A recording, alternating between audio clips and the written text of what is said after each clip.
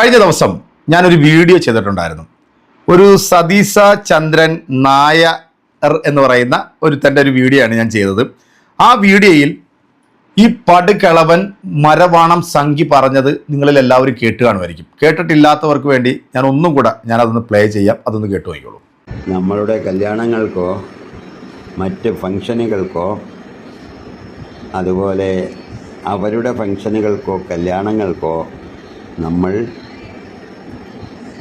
പോകാൻ പാടില്ല. അവർ നമ്മളുടെ അടുത്ത് വരാനും പാടില്ല.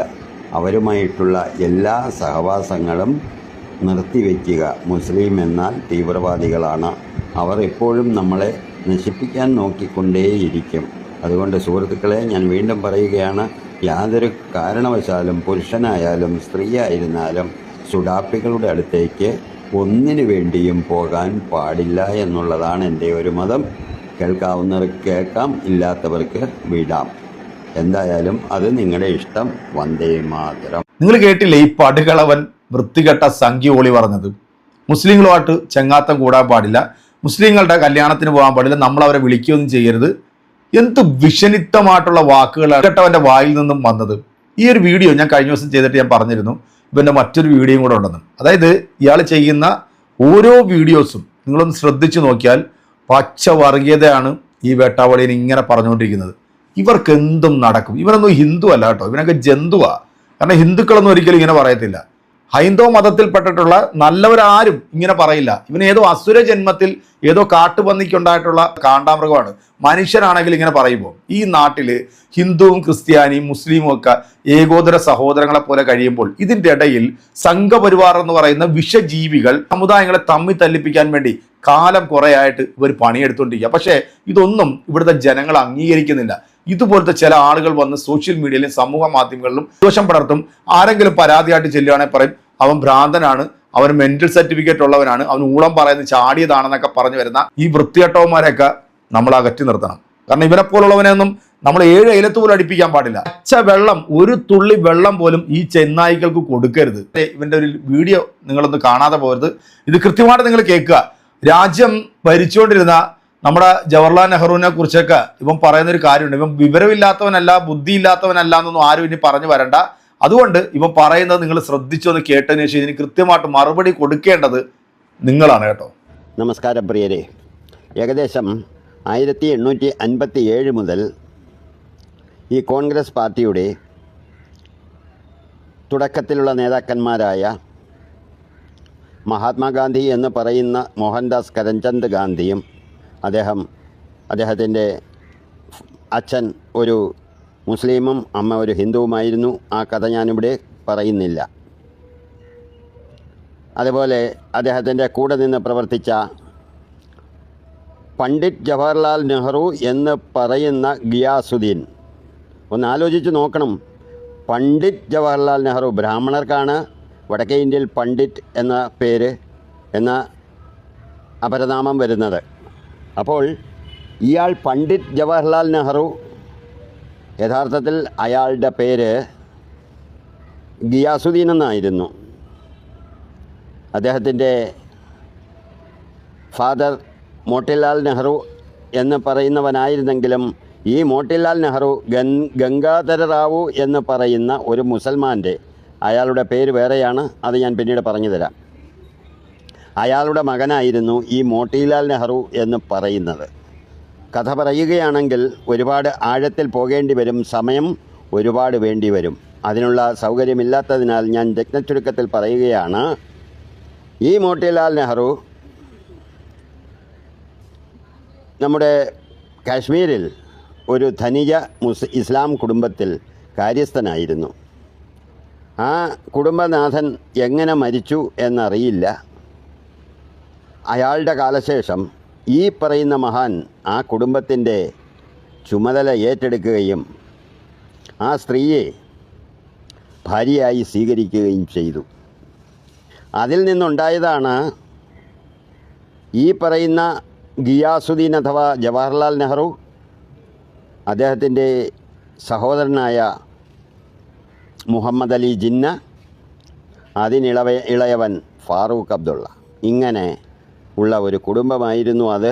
അവിടെ നിന്ന് ഹിന്ദുക്കളെ വലിപ്പിക്കാൻ വേണ്ടി ഇയാൾ ശരിക്കും ഹിന്ദു നാമധേയം സ്വീകരിക്കുകയും പ്രവൃത്തിയിൽ ഇസ്ലാമിൻ്റെ ഭാഗം പിടിക്കുകയും ചെയ്ത ഒരു വൃത്തികെട്ട ജന്മമായിരുന്നു നെഹ്റുവിൻ്റേത് എന്ന് പറയുന്നതിൽ എനിക്ക് സന്തോഷമേ ഉള്ളൂ. ഏത് സമയത്തും വേശ്യകളുടെ കൂടെ പരിലസിച്ചിരുന്ന നെഹ്റുവിനെ ചാച്ചാ നെഹ്റു എന്ന പേരിൽ ഇന്ത്യൻ കുട്ടികൾ സ്നേഹിക്കുകയും അദ്ദേഹത്തെ ബഹുമാനിക്കുകയും ചെയ്തിരുന്നു. എന്നാൽ ഇദ്ദേഹം ഒരു രീതിയിലുള്ള ബഹുമാനവും അർഹിക്കുന്ന ഒരു വ്യക്തിയല്ല. കാരണം അദ്ദേഹത്തിൻ്റെ കയ്യിലെ പ്രവൃത്തികൾ ആ രീതിയിലായിരുന്നു. എന്നിട്ട് ഈ മനുഷ്യൻ ചെയ്തതെന്താണ്? ഭാരതത്തെ വെട്ടിമുറിച്ച് സ്വന്തം അനുജനായ മുഹമ്മദ് അലി ജിന്നയ്ക്കും 370 അനുസരിച്ച് ഏറ്റവും ഇളയ അനുജനായ ഫാറൂഖ് അബ്ദുള്ളയ്ക്കും തീരെഴുതി കൊടുത്ത മഹത് വ്യക്തിയാണ് ഈ പറയുന്ന ഗിയാസുദ്ദീൻ അഥവാ നെഹ്റു. അയാളുടെ പരമ്പര മൈമൂന ബീഗം, ഇന്ദിരാഗാന്ധി, അവർ ചെയ്തിട്ടുള്ള ദുഷ്ടതരങ്ങൾ ഒന്നും തന്നെ ആരും വിളിച്ച് പറയുന്നില്ല. ഇപ്പോൾ നിങ്ങൾ ചിന്തിക്കേണ്ടത്, ലാൽ ബഹദൂർ ശാസ്ത്രി താഷ്കൻഡ് സമ്മേളനത്തിൽ പോയപ്പോൾ പെട്ടെന്ന് നിര്യാതനായതെങ്ങനെ? ഈ ഭാരതത്തിൻ്റെ ചുക്കാൻ പിടിക്കുന്നതിന് വേണ്ടി അദ്ദേഹത്തിനെ നശിപ്പിച്ചുകൊണ്ട് ഇന്ദിരാഗാന്ധി ഇവിടെ പ്രധാനമന്ത്രി പദത്തിൽ വരികയും അതിനുശേഷം അവരുടെ മകൻ പൈലറ്റായിരുന്ന രാജീവ് ഗാന്ധി അഥവാ രാജീവ് ഖാൻ, ഈ ഇന്ദിരാഗാന്ധിയുടെ ഭർത്താവിൻ്റെ പേര് ഫിറോസ് ഖാൻ എന്നാണ്. അയാളും ഒരു മുസ്ലിം തന്നെയാണ്. ഇന്ദിരാഗാന്ധിയും മുസ്ലിം വനിത തന്നെയാണ്.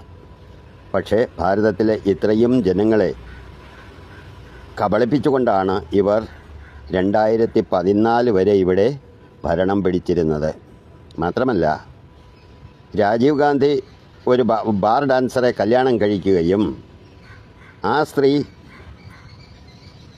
ഫ്രണ്ടിലൊരു ഡ്രൈവറെ വയ്ക്കുകയും ബാക്കിലിരുന്ന് ഗിയർ നിയന്ത്രിക്കുകയും ചെയ്തിരുന്ന ഒരു കാലഘട്ടമുണ്ടായിരുന്നു 2014 വരെ. അപ്പോൾ 2008 ഇവിടെ ബോംബെ ഭീകരാക്രമണമുണ്ടായപ്പോൾ അതിൻ്റെ ചുക്കാൻ പിടിച്ചതും അത് പാകിസ്ഥാൻ്റെ ISISയുമായി ചേർന്ന് നടത്തിയതും ഈ ഇറ്റലി അമ്മച്ചിയായിരുന്നു. ആർക്കെങ്കിലും സംശയമുണ്ടെങ്കിൽ RVS മണി സാറിൻ്റെ വാക്കുകൾ കേൾക്കുക. എന്നതിന് ശേഷം വേണം പ്രതികരിക്കാൻ. അല്ലാതെ എൻ്റെ മേലിൽ ചാടിക്കയറാൻ വരരുതേ കുഞ്ഞുങ്ങളെ. മനസ്സിലായില്ലേ? ഇത്രയും പറഞ്ഞ് ഞാൻ തൽക്കാലം നിർത്തുന്നു. ഒരുപാട് പറയാനുണ്ട് ഈ കോൺഗ്രസിനെ കുറിച്ച്. ഈ കോൺഗ്രസ് ഭാരതത്തിൽ വേണ്ടാത്ത ഒരു വസ്തുവാണ്. ഈ കോൺഗ്രസ്സിൽ ഇന്ന് നിലനിൽക്കുന്ന നേതാക്കന്മാർ, അതായത് രാഹുൽ ഗാന്ധി, പിങ്കിയുടെ അമ്മ ഇറ്റലി അമ്മച്ചിയുടെ മരുമകൻ റോബർട്ട് വാദ്ര, ഇതുങ്ങളെ എല്ലാം തന്നെ ഇന്ത്യയിൽ നിന്ന് എത്രയും പെട്ടെന്ന് ഓടിക്കേണ്ടത് വളരെ അത്യാവശ്യമുള്ളൊരു കാര്യമാണ്. ആർക്കെങ്കിലും ആക്ഷേപമുണ്ടെങ്കിൽ എന്ത് വേണമെങ്കിലും പറയാം. തൽക്കാലം നിർത്തുന്നു. വന്ദേ മാതരം. ഈ വീഡിയോ കാണുന്ന നിങ്ങൾ ഇത് കോൺഗ്രസിൻ്റെ നേതാക്കന്മാർക്കൊക്കെ ഒന്ന് അയച്ചു കൊടുക്കണം. കാരണം ഇന്നേവരെ ആരും പറയാത്ത ഒരു ഹിസ്റ്ററി, അല്ലെങ്കിൽ ഇന്നേവരെ ആരും കണ്ടെത്താത്ത ഇന്ത്യയുടെ ചരിത്രമാണ് ഈ സംഘി പടുകളവൻ ഓളി ഇപ്പോൾ വന്നിരുന്നുകൊണ്ട് ഇങ്ങനെ പറഞ്ഞിരിക്കുന്നത്. രാജീവ് ഗാന്ധി, ഇന്ദിരാഗാന്ധി, ജവഹർലാൽ നെഹ്റു ഒക്കെ മുസ്ലിം ആയിരുന്നു. അവരൊക്കെ ഈ രാജ്യത്തെ കബളിപ്പിച്ചാണ് ഇത്രയും നാൾ ജീവിച്ചതെന്നൊക്കെയാണ് ഈ കുഴിയിലേക്ക് കാലും നീട്ടിയിരിക്കുന്ന ഈ മരവാണം സംഘി വന്ന് പറയുന്നത്. എന്തായാലും ഇവൻ വിവരമില്ലാത്തവനാണെന്നൊന്നും പറയരുത്, വിവരമുള്ളവൻ തന്നെയാണ് കേട്ടോ. ഇപ്പോൾ നമ്മുടെ രാജ്യത്തിൻ്റെ പ്രധാനമന്ത്രിയെ വധിക്കുമെന്ന് പറഞ്ഞ ഒരു സംഘിനാറി ഉണ്ടല്ലോ, മിഥുൻ എന്ന് പറഞ്ഞവൻ, അവൻ രാജ്യത്തിൻ്റെ പ്രധാനമന്ത്രിയെ വെള്ളിയാഴ്ച ദിവസം കഴുത്തറുക്കുമെന്ന് പറഞ്ഞു. അദ്ദേഹം ഇന്ന് ജീവിച്ചിരിക്കുന്ന, രാജ്യം ഭരിക്കുന്ന നമ്മുടെ പ്രധാനമന്ത്രിയാണ്. ഈ രാജ്യത്ത് നിന്നും വിടവാങ്ങി പോയിട്ടുള്ള, ഈ രാജ്യത്തിന് എല്ലാ സംഭാവനകളും നൽകിയ രാജ്യത്തിൻ്റെ മഹത് വ്യക്തികളെ കുറിച്ചിട്ടാണ് ഈ തെണ്ടി, ഈ വൃത്തികെട്ട പടുകളവൻ സംഘി ഓളി ഇങ്ങനെ വന്നിരുന്നുണ്ട് പച്ച തെമ്മാടിത്തരം വിളിച്ചു പറഞ്ഞിരിക്കുന്നത്. എന്താണ് ഇതിനൊക്കെ ഉള്ള മറുപടി കൊടുക്കേണ്ടവർ കൃത്യമായിട്ട് കൊടുക്കുക. അതൊക്കെ പിടിച്ച് വല്ല ഊളം പാറയ്ക്കകത്തൊക്കെ കൊണ്ട് അടച്ചിടുക. അതാണ് വേണ്ടത്. നമ്മുടെ നാടിൻ്റെ സമാധാനവും സ്വസ്ഥതയും ഈ നാട്ടിലെ ജനങ്ങളെ തമ്മി തല്ലിപ്പിക്കാൻ വേണ്ടി ഇതുപോലത്തെ ചില ക്ഷുദ്രവാണങ്ങൾ ഇങ്ങനെ ഇറങ്ങി വരും. അപ്പോൾ ഇവനെയൊക്കെ നിലക്ക് നിർത്തേണ്ടത് നമ്മുടെ നാട്ടിലെ നിയമവ്യവസ്ഥകളാണ്, നിയമ സംവിധാനങ്ങളാണ്, നിയമപാലകരാണ്. അത് കൃത്യമായിട്ട് നിങ്ങളത് പാലിച്ചില്ല എന്നുണ്ടെങ്കിൽ നമ്മുടെ കേരളം നശിപ്പിച്ച് കളയും ഈ വൃത്തികെട്ടവന്മാർ. എൻ്റെ പ്രിയപ്പെട്ടവരെ, ഇതിനൊക്കെയുള്ള കൃത്യമായിട്ടുള്ള കമൻറ്റുകൾ നിങ്ങൾ കൊടുക്കുക. അടുത്തൊരു വീഡിയോ കാണാം. അതൊരു എല്ലാവർക്കും